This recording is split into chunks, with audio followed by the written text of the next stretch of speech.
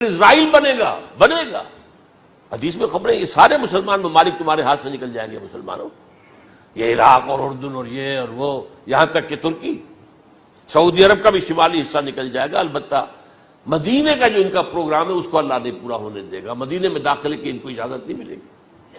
بہرحال یہ سارا کچھ ہونے والا ہے۔ وہ وقت بھی آنے والا ہے کہ حضور کی ایک حدیث کے مطابق ایک شخص کے 1000 بیٹے ہوں گے تو 999 ختم ہو جائیں گے، ایک بچے گا۔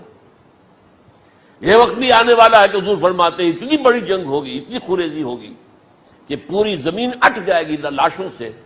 تو پرندہ جو ہے کوئی، ایک تو پرندے ہوتے ہیں کہ جو مردار خور ہے، گدھ ہے، وہ تو بڑی خوشی سے اتریں گے، تناول فرمائیں گے لاشوں کو۔ اسی طریقے سے کوے ہیں، چیلے ہیں، لیکن جو نفاست پسند پرندے ہیں وہ لاش کے اوپر اترنا نہیں چاہتے۔ تو ایک پرندہ اڑتا چلا جائے گا، اسے کہیں زمین پر اترنے کی جگہ نہیں ملے گی، لاشیں ہی لاشیں ہوں گی، یہاں تک کہ وہ تھک ہار کر اس کی جو ہے پر جواب دے جائیں گے، گرے گا تو لاش پر گرے گا۔ یہ وقت آنے والا، اور یہ یہودیوں کے ہاتھوں، یا یہودیوں کے جو سپورٹرز ہیں اس وقت، جو ان کے ہاتھ میں آلہ کار ہیں، ان کے ہاتھوں آنا ہے۔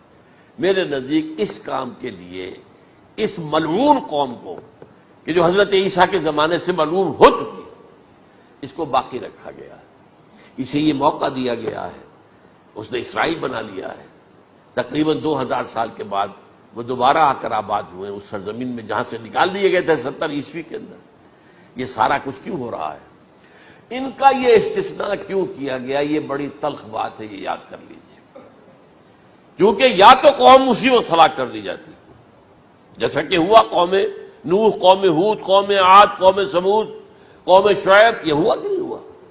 اور سدوم اور عمورہ کی بستیاں جہاں حضرت لوط بھیجے گئے، اور آل فرعون جو ہلاک کیے گئے، یا تو پوری قوم ہلاک کی جاتی؟ نہیں، یہ یوں سمجھیے کہ اس پورے معاملے کو درمیان میں سے ایک وقفہ دے دیا گیا، حضرت عیسیٰ کو اٹھا لیا گیا، اور حضرت عیسیٰ دوبارہ آئیں گے۔ یہ کیوں کیا گیا؟ اب اس میں بڑی تلخ بات آپ سے کہہ رہا ہوں، یہ آپ کے لیے قبول کرنا آسان نہیں، حلق سے نیچے اٹھنے کی مشکل سے۔ اس قوم کو زندہ رکھا گیا ہے جو ملعون اور مغضوب علیہم قوم ہے۔ سب سورہ فاتحہ میں مفسرین لکھتے ہیں ضالین، یہ نصارہ ہیں، اور مغضوب علیہم یہ یہودی ہیں۔ اور قرآن کہتا ہے لعن الذین کفروا من اہل الکتاب علی لسان داؤد وعیسی ابن مریم، لعنت کی گئی ایک ملعون اور مغضوب قوم کے ہاتھوں آخری امت محمد، اور اس کا بھی بہترین حصہ، اس پر عذاب ان کے ہاتھوں آئے گا۔ عربوں پر عذاب یہودیوں کے ہاتھوں، اس لیے ان کو بچایا گیا۔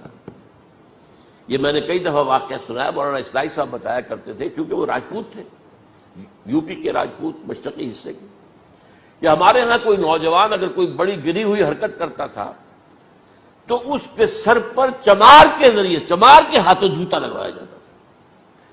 اگر راجپوت کے سر پر راجپوت کا جوتا گرا تو چلو تکلیف تو ہوئی، لیکن یہ کہ راجپوت کا جوتا گرا ہے نا، پڑا ہے، لیکن راجپوت کے سر پر چمار کا جوتا، جس کو آپ انگریزی میں کہتے ہیں to add insult to injury, تو تکلیف بھی ہے جوتا کھانے کی، اور انسلٹ ہے کہ ایک چمار مار رہا ہے۔